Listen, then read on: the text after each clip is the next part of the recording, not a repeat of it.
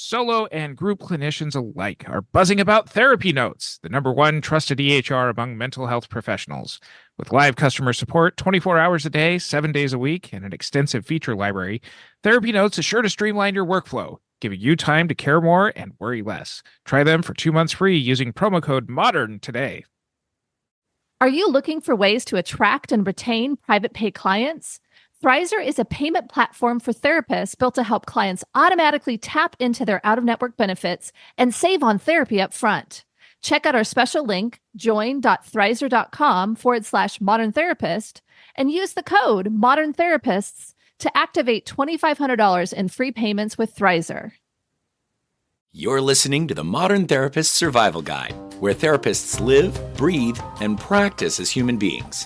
To support you as a whole person and a therapist, here are your hosts, Curt Widhelm and Katie Vernoy.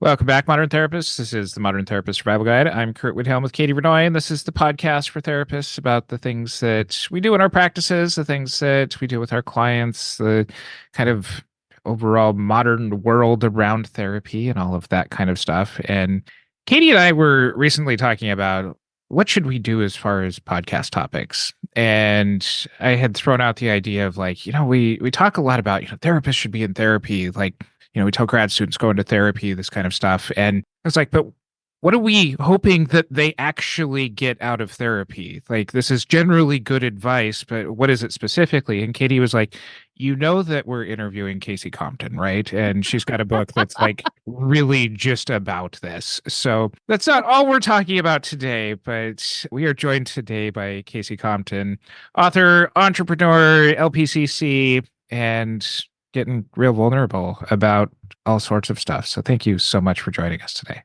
Thank you for having me and for remembering or knowing, Katie, that I wrote a book about this. Well, I know your book's coming out. I think when we air this, your book's coming out tomorrow. So this is great timing for folks to be able to pre-order real quick or hop on the bandwagon and grab it right after it comes out. But you were very kind, or your assistant, I think, was very kind and sent us a PDF kind of pre-published book. And oh my gosh, I will probably continue to gush, but I was reading it and I was like, this is really, really good. I am a reader. I love reading, and it's really, really good. So anyway, we'll get you started with a question we ask all our folks, and just so glad to finally have you on the podcast, Kasey. You and I have had some great conversations over the years, and so it's good to actually get you on the podcast and talking with us. The question we ask everyone is, who are you and what are you putting out to the world? I am a mom, an author, an entrepreneur, all the things. I'm kind of all the things like all the rest of us. And for a very long time, I kind of thought my superpower was business and systems, and maybe that's one component of it. And so for a long time, I did that work. And then I really kind of went in the opposite direction. And I was like, something's missing here. I don't know what it is, but something's missing. And so I started doing a lot of internal work and going through a lot of changes and figured out what that was. And that was that feeling of fulfillment. And it's so important to me now to not only put out tangible, practical things about business, but also connecting with people on a more personal, vulnerable level and reminding them that loving themselves, finding joy, creating space within their lives to enjoy what they have is just as important as all of the shiny objects that you're going to chase. I mean, this is a big departure from all the group practice stuff, the mindset partner stuff. Can you tell us a little bit about what led you down this path? Yeah. Well, for a long time, I was just full steam ahead, blinders on, focused on goals, business growth, all of these things. And it really just kind of lit me up. I was on fire to succeed and do things and build a life for myself and my family and my kids that we had never experienced before. But I kept finding myself reaching goals and doing things that I set out to do, and then getting there and then instantly looking on again for the next thing. And so I wanted, just as an example, I worked really hard, generated revenue, saved money for a few years, was able to buy a beach house down in South Carolina. And that's like one of my dreams. And when I got there and like my kids are around and everything, like instead of just sitting there and just being fulfilled, I was just thinking, wonder how much it would take to sell this one, reinvest in another one that's one street closer to the beach. Like constantly just like going. And I was just missing out on so much joy. And despite the fact that I started to recognize it and I wanted to feel like in the moment, I just couldn't do it. So that was kind of the start of the journey for me. In your book, you talk a lot about getting to self-love, authenticity, this kind of stuff, like kind of pulling the curtain back a little bit. Katie and I, we've been podcasting for going on 7 years now. So there's a lot of topics that we cover. And we had originally kind of thought that this was an episode around like burnout. And we had talked behind the scenes like, we don't want this just to be another burnout episode. Like there's plenty of stuff in our catalog in the past. There's plenty of other places. This one feels different in that you're actually quite open about the work that you do to get there. Like there's kind of that speak to these goals. And I hear you. I see you. I see a lot of that in myself as far as just kind of, so this is a little bit maybe just asking for my own advice, but like talk about the work that you went through to move from it's about getting to goals to actually getting to that self-love part of the authenticity. Because I know I sure can fake authenticity when it comes to like, yes, but then I go back to goals and that kind of stuff. Yeah, let me take it kind of back to the book because I think that will help me answer your question a little bit better. So in the very first chapter of the book, and the book, by the way, is called In Search of You. Like we haven't said that yet. So yeah. It is called In Search of You. It started out just throughout the whole writing process being called searching for something because I can't name things very well. I struggle with it. So I was like, I'm just going to call it what it feels like and then we'll figure all that stuff out later. So it was really about from the beginning, like a quest to search for something. And I think we all do it, but we just don't always know what it is that we're searching for. And it's a feeling, I think, but we think we get it from, being an entrepreneur or creating the next business or reaching the next financial goal or whatever.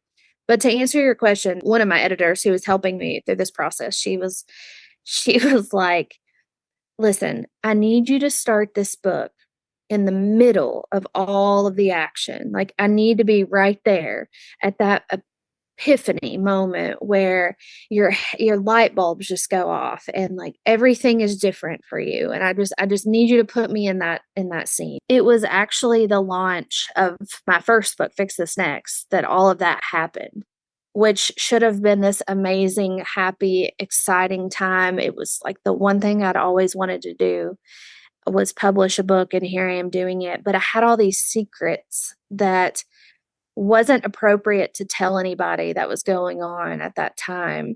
And so I had all these people in my house and I'm having to pretend that I'm happy and I'm not because I'm secretly going through a divorce. I've got all of this chaos going on in my life.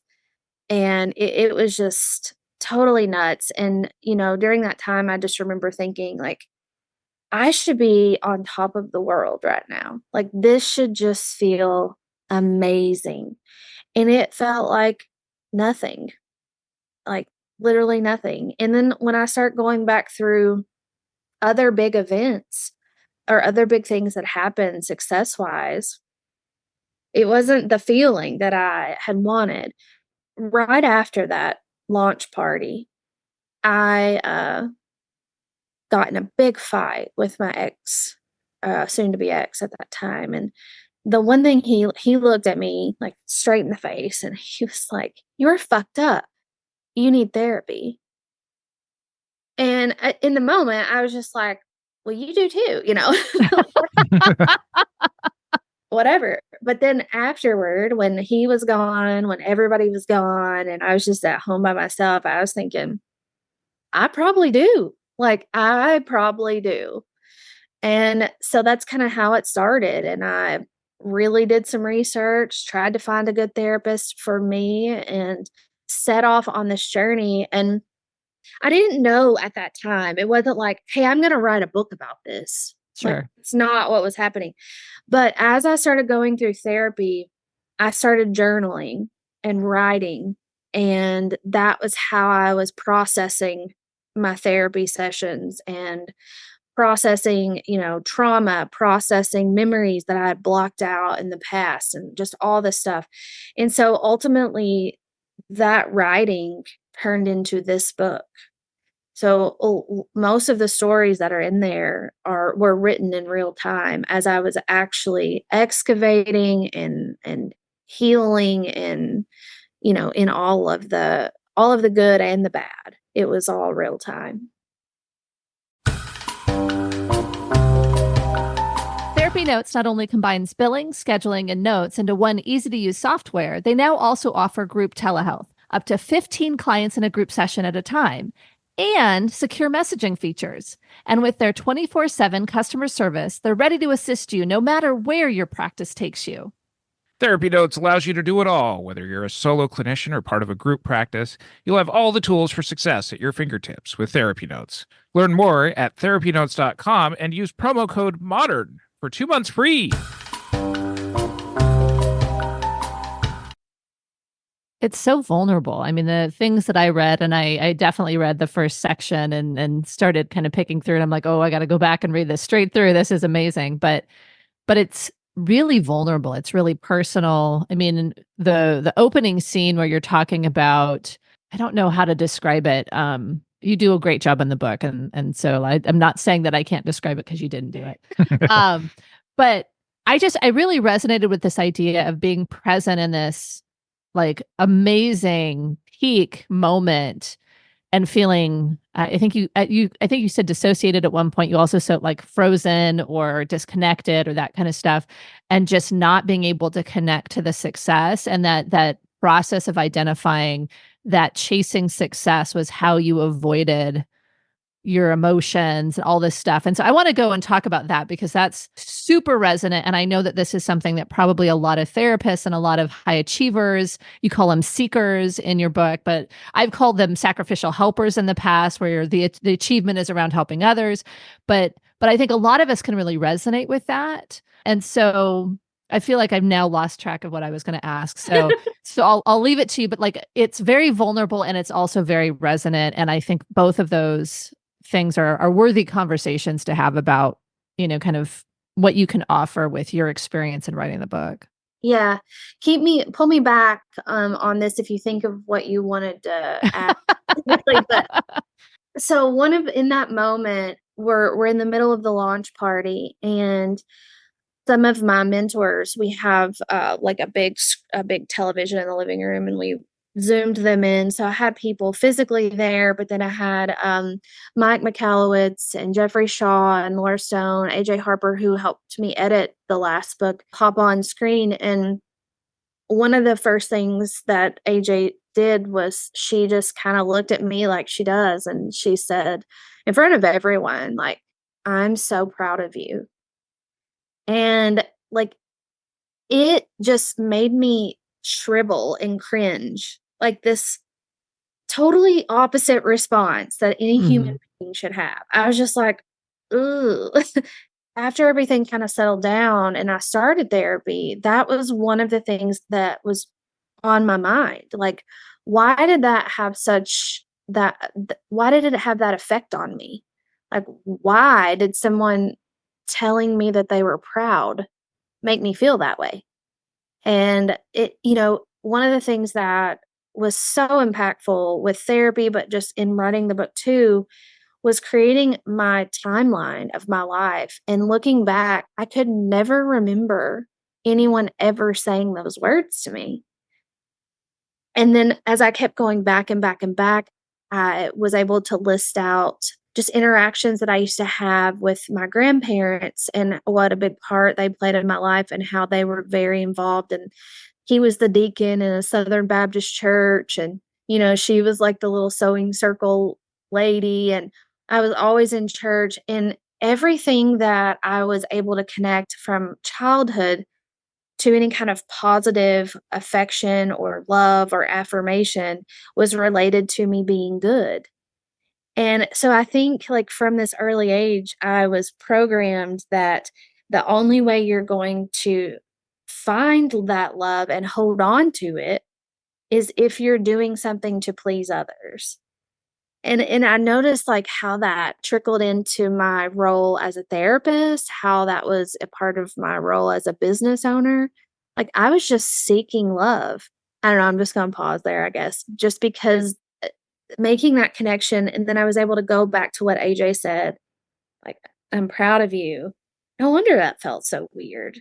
That wasn't like a normal part of my life growing up. And it's just not how my family operated.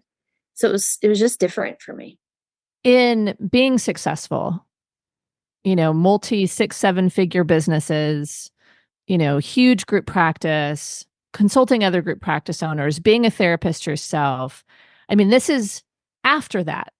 This is insight and awareness and work that you've done after that. And so I think the question was around what was it like before and what is it like after, where you're not having to put on this facade of this successful, caring, put together person versus now when you can actually be more fully embodied. I feel now more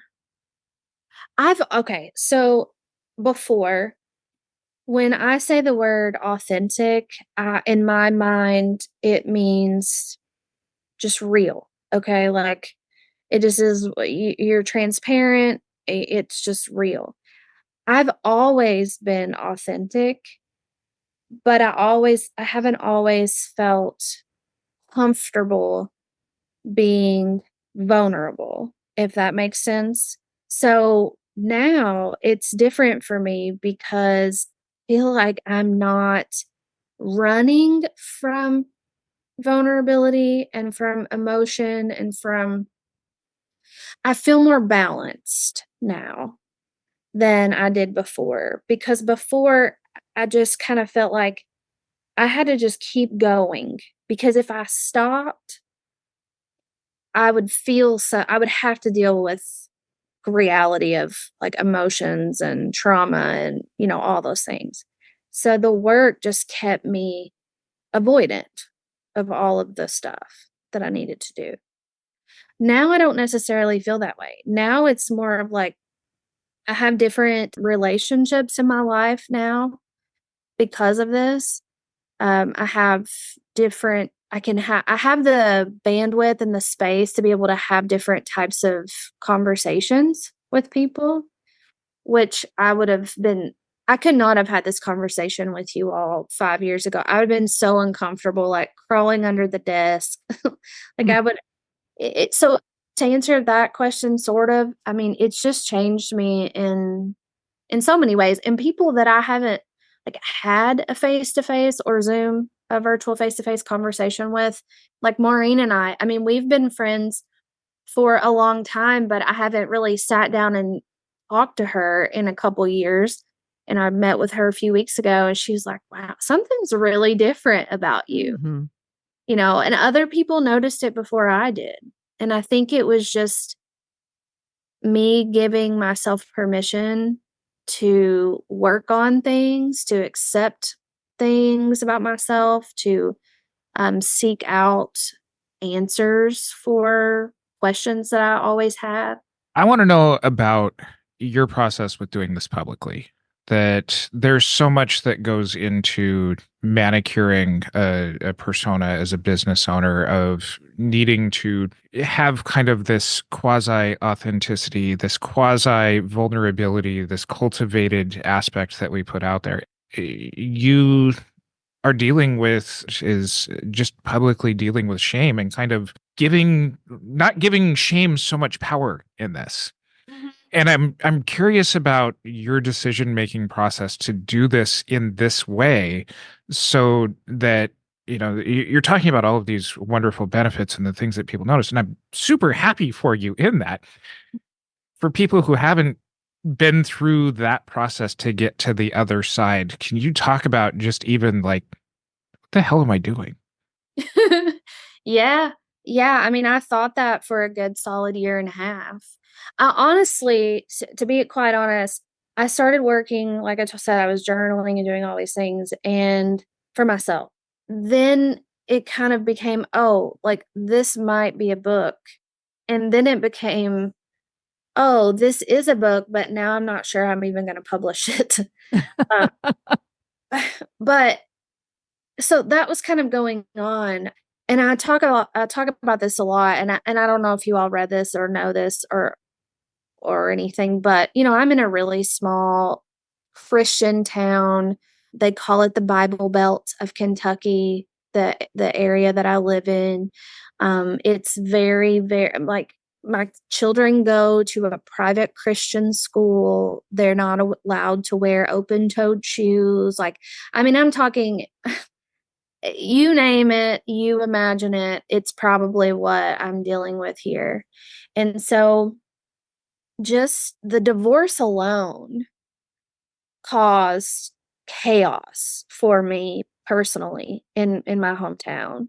I lost a lot of friends over it. I lost a lot of employees over it.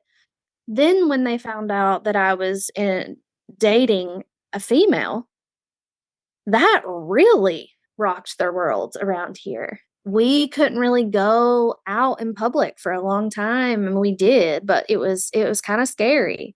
We had people following us, we had people videoing us, I mean, it was my children were being bullied at school. It was really, really hard. And it I think it's just kind of the I don't know what you call it. I'm very headstrong and I don't take to bullying very well. It doesn't matter if it's me or anyone that's being mistreated that way. And it took a lot of soul searching because I was just thinking like, what would I do if this were my best friend that this was happening to? How would I react? How would I help? What words of advice would I give? And I just tried to take that advice for myself. And I'm like, you know what? We're just gonna make it public. Like we just like let's put the banner out. Like let's I mean, you name it. I was just like, yeah, this is what it is. And I think once I just really started embracing the changes in my life, whether they were what people wanted or not, they started to perceive me differently.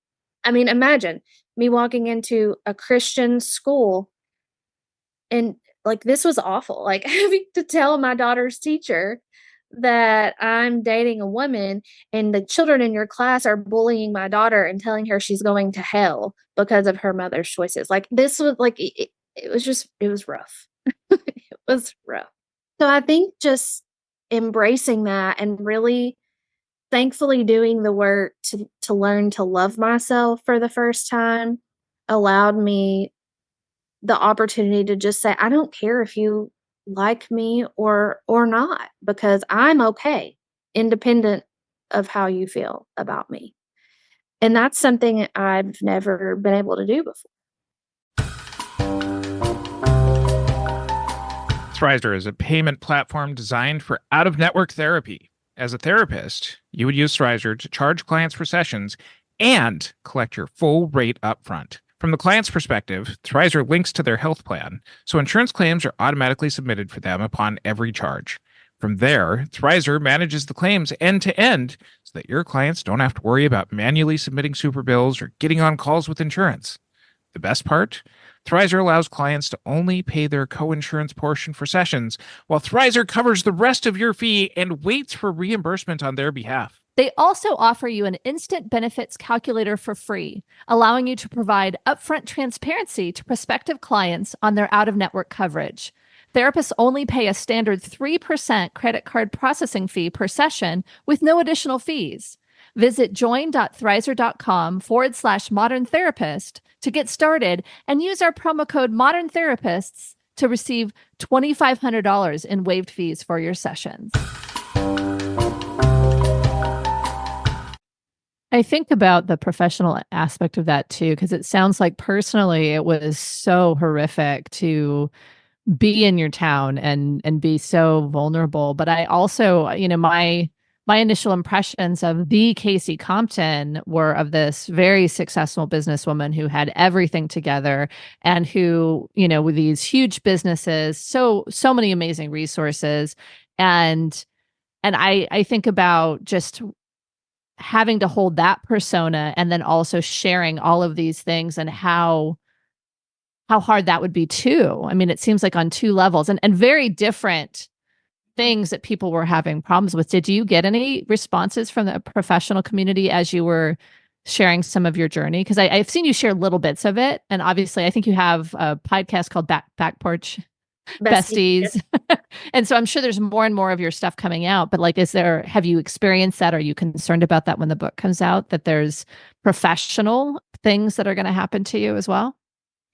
So the work that I've done in professional circles, like within in the consulting realm, have been so overwhelmingly positive. I don't know that I could have got through this whole process without all of those practice owners that just kind of had my back. So that's been wonderful. I think the worst of it has already come about in like my own personal business, the group practice. So I don't think that the book is really going to tell them anything that they haven't already concocted in their head. But Friday is the grand opening of another business that I started here 2 months ago, a pottery studio. And just, the approach that I've taken with that has been complete boldness and, like, hey, here's my chamber membership. I'm in a relationship with a female. Like, I mean, on the face, if you don't like it, don't accept my application. Like, I mean, just full on, this is what it is. I really don't care. We have feminist postcards over there, like it's just, you just like it or you don't really care. So I don't really anticipate much of that. I do anticipate some backlash with my ex because, I mean, of course, I don't talk about him a lot in the book. It's all about me, but you know how people are, they're still going to think it's about them. But I try not to worry about it because one of the things I worked on in therapy for a very long time was my therapist said, have you ever tried to detach yourself from outcomes? And I was like, no. I'm a business owner. No, I very much attach to outcomes. She was like, can you imagine what your life would look like if you weren't? And I was like, no. And so I've really practiced that. And if people are upset, I'm not attached to that outcome. So that's on them, not me. So that's been a big one. It's been a big takeaway. As you're going through this process, you're kind of moving into this confidence, like there seems to be a part of this process that we all need to get through to get to the other side. And it's not a step that can really be faked. It's not one that can be bypassed a whole lot. What is your advice for people as far as addressing this step? I mean, it's something that, like, we tell, especially like young therapists, like, oh, you got to be in therapy. A lot of grad programs tell students, you got to go to therapy. This is kind of getting to that question of like, what is it that step is to like get in and actually face it? Mm-hmm. Well, I think you 100% need a support system. I'll say that because, like I said to you, Katie, I mean, if I wouldn't have had some key supports during this process, this would have been impossible probably for me to get to that other side. And to answer your question, Curt, like I have a team of therapists right now that in my practice that I'm leading, and every week I have meet with them, and sometimes it's coaching about like scheduling in strategic ways and some, they're baby therapists, so they're still learning a lot. And I try to teach them it. But one thing I've been working on with them here recently is just more of a holistic approach. Like, let's talk about who you are. What do you believe in? And how does that align with what you're doing professionally? And how do you know that you are a trauma focused therapist? How do you know that you truly just believe CBT works? Like, so I'm really probing them to go deeper and explore their own attachment styles with their families, their own communication styles. And I think for people who are trying to get through this process, that yeah, going to therapy is important, but I think you have to start mapping out your life. And the way I did it that seemed to work best for me was just starting where I was then and going backward as far as I could and categorizing things on my timeline that were big events, big things like births, deaths, marriages, moves, like easy things that I could remember. Thinking about the emotions that were attached to each of those things. And then as I started doing more work through therapy and learning about myself and noticing things, then I started to fill in that timeline with little things like the smells that would cause a reaction for me. Like why I stopped painting and drawing. Like when did that stop? And so I think just getting it out of our heads and onto paper, whether that's through drawing out timelines, journaling, or whatever, and then having someone there to help talk through that and try to figure it out and make meaning, looking for patterns, themes. I just learned so much about myself that was like hidden in all of these little things across my timeline. Everything from how I get triggered, like my heart will start racing faster if I see if the person that I'm with or I see someone like carrying a suitcase. Why I never walk around without shoes or socks on. Why why my kids had no pajamas. Like all these little things. Once I just like, I don't know, it was just like a light bulbs came on and I started thinking, oh my gosh, this all makes perfect sense because this happened right after this. And every time something like this happens, this is what I do. So I think it's just about really going deep and understanding who we are and having the support to help get us through it. With a lot of therapists, there's, like a requirement for some, not as much anymore, to go through therapy or a strong suggestion to do so. And when you're talking about it and in reading the book and the parts I was able to get to, it feels like you're showing what therapy can be in that book. And it seems like it's super helpful for folks, like clients or lay people out in the world who are afraid of therapy, don't know what it's looking like, and they can kind of jump in there and start walking through it. I think for therapists, which a lot of our audience is, as I was reading it, there was so much that was resonant, and there was so much that I realized that even in my own therapy, I hadn't done this work or I hadn't done it recently. And so it was something where I feel like being able to really look at your life and really understand it and understand the impacts are important for every human. How do you think it works for therapists? Like, what do you think therapists need to get out of this process to be able to really, whether it's a sustainable career, whether it's being a better therapist, like what is it that's needed? And this may be too broad of a question, but what do you think's needed for therapists in this? The first thing that comes to my mind when you ask that question is balance. Therapists are the worst at going unbalanced. Like we're putting everyone before ourselves most of the time. We feel like we have to sacrifice everything to help other people, whether it's like other therapist employees of ours or whatever, our clients' needs. And we think that sacrifice is necessary for success. Mm-hmm. And it's not. it's just one of the little lies or one of the little tricks that we tell ourselves to push harder so that we keep going and push harder. And I think for therapists, it's really important just to have someone telling you and supporting you in that way that you can have both. You can have success and you can have joy and self-love. You don't have to sacrifice yourself or your business or for, your practice. That's kind of where my head went when you asked that question.